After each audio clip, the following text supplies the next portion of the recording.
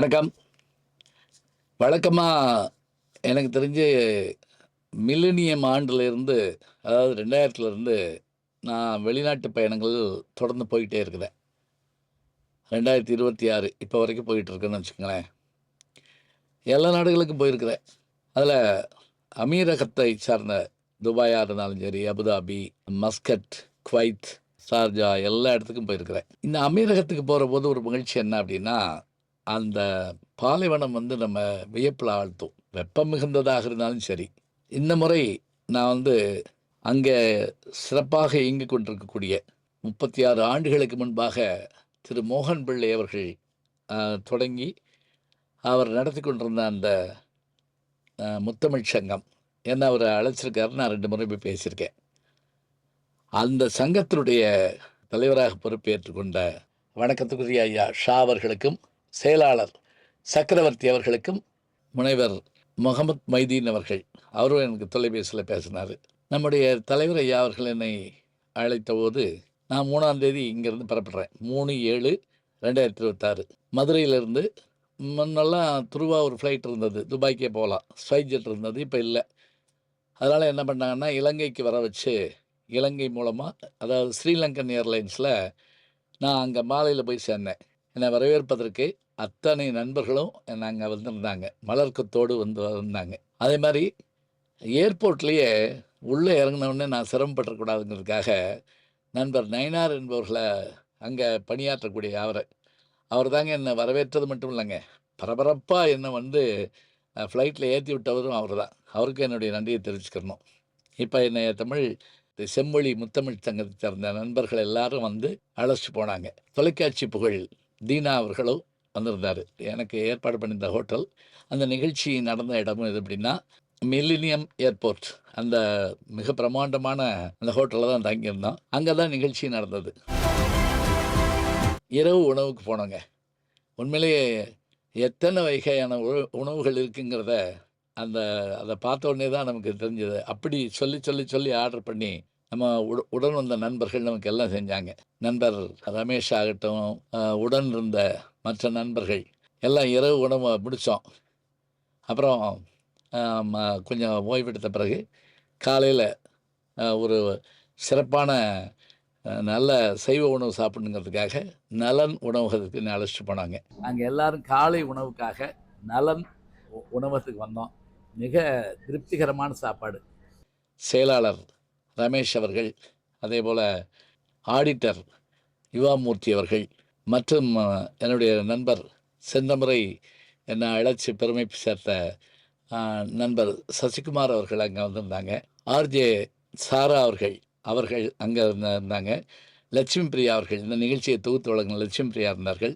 மற்ற நண்பர்கள் எல்லாரும் அருமையாக காலைல சாப்பாடு சாப்பிட்டோம். பிறகு என்னை அழைச்சிட்டு அங்கே இருக்கக்கூடிய 89.4 FM தமிழ் பண்பலை, இந்த தமிழ் பண்பலையில் பேட்டி எடுத்தாங்க. என்ன கிருஷ்ணை என்கின்ற அந்த ஆர்ஜியை தான் எனக்கு பேட்டி எடுத்தாங்க.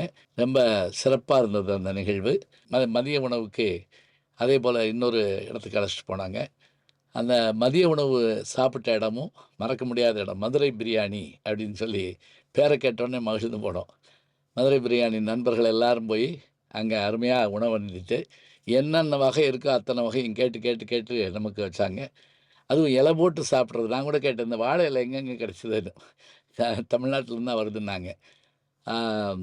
அந்த தலைவாழை இலை போட்டு கறி விருந்தும்பாங்க பாருங்க, அது மாதிரி சாப்பிட்டோம். பிறகு மாலையில் நிகழ்ச்சி ஆரம்பமானது.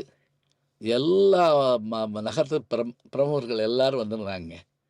குறிப்பாக செம்மொழி முத்தமிழ் சங்கத்தினுடைய பொறுப்பாளர்கள் அத்தனை பேரும், திரு ஷா அவர்கள், செயலாளர் ரமேஷ் அவர்கள், ஆடிட்டர் யுவாமூர்த்தி அவர்கள், இந்த நிகழ்ச்சியை தொகுத்து வழங்கிய லட்சுமி பிரியா அவர்கள், திரு நடராஜன் அவர்கள், டாக்டர் தத்தோ மணிகண்டமூர்த்தி அவர்கள், அவர் தான் போன முறை எங்கள் திருக்குறள் மாநாட்டுக்காக என்னை அழைச்சிருந்தார்.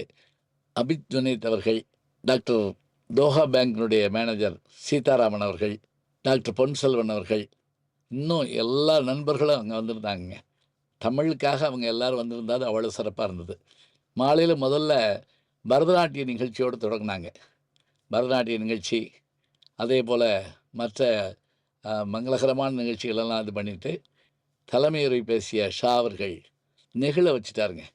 ஒரு வார்த்தை சொன்னார், எனக்கு 2000 தமிழ் சொல்ல தெரியலாம், என் பிள்ளைக்கு அதில் 10% கூட தெரியல, பேரனுக்கு அதை காட்டிலும் கம்மியாகும்.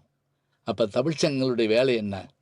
அடுத்த தலைமுறைக்கு நாம் தமிழை கொண்டு சென்று அது கடத்தி சென்று அவர்களுக்கு தந்துவிட்டு போக வேண்டும்னு சொன்னார். சொல்கிறப்ப குரல் தழுதுறுத்தது. மிகச்சிறப்பாக பேசினார்.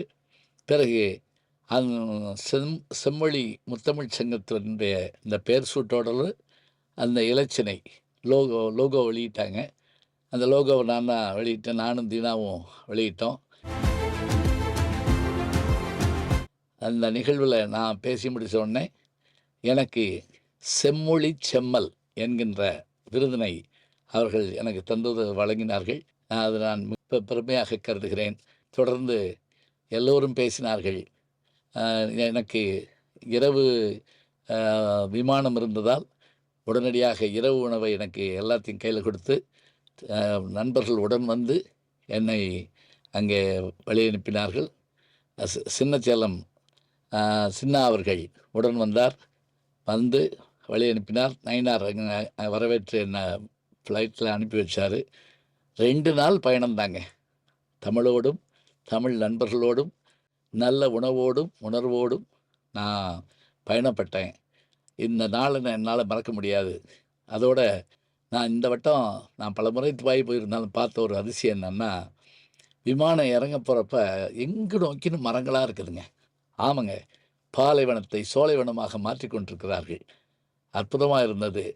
இங்கு தமிழ் வளர்கிறது, நம் தமிழர்கள் உழைப்பால் உயர்கிறார்கள், அதோடு சேர்ந்து தமிழ் மொழியும் வளர்க்கிறார்கள், நம்மை போன்றவர்களையும் வரவேற்கிறார்கள்.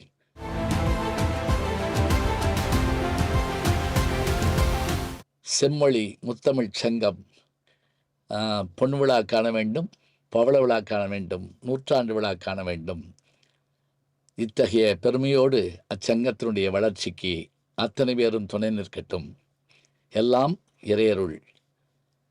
நல்ல செய்திகளை நாளும் சிந்திப்போம், நாளை சந்திப்போம். வணக்கம். ஜி ஞானசம்பந்தன் யூடியூப் சேனல் பாருங்கள். உங்களை தேடியே உங்கள் வீட்டுக்கு வருது. கேட்காம ஒரு விஷயம் உங்களை தேடி வருது பாருங்கள், அதை பிடிச்சி வச்சுக்கோங்க. நம்முடைய ஜி ஞானசம்பந்தன் யூடியூப் சேனலை தொடர்ந்து எக்ஸலம், இன்ஸ்டாகிராம், ஃபேஸ்புக், வாட்ஸ்அப் என்று அனைத்து தளங்களிலும் நாம் இயங்கிக் கொண்டிருக்கின்றோம். நீங்களும் எங்களோடு வாருங்கள்.